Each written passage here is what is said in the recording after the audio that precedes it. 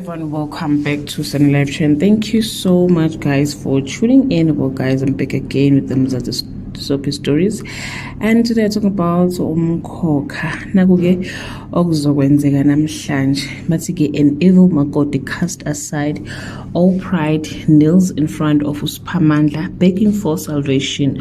uNdlovu-ke truly believe ukuthi he is the next Mkhululi, but uMamzobe has other ideas. Hi guys, uMamzobe uyashibasheka, akuvuma amukela ukuthi kungakhona omunye umuntu ongahlala ihlalweni sokuMkhululi ngaphandle kwabakwaMthembu noma yena. She forgot about what Mthembu did to her, all the punishment. Wakhumbula-ke imali ayithola-ke ngokuhlala kulesi sihlalo. uMamzobe tried to recruit uDifa kodwa wanqaba. Manje she is disturbing-ke uNdlovu and come up with a new idea yokuthi-ke akubekwe yena abeke uMkhululi. Noma-ke guys, uNdlovu ubonile ukuthi cha, uMamzobe uyayilwa lempi, kungcono ukuthi babeke uMzobe abe uMkhululi abe yikhanda bese-ke uNdlovu abe yisekela lakhe. Asazi-ke guys ukuthi-ke iyogcina kuphi lento yabo, but-ke uNomkhosi yena she started by ukukhokhela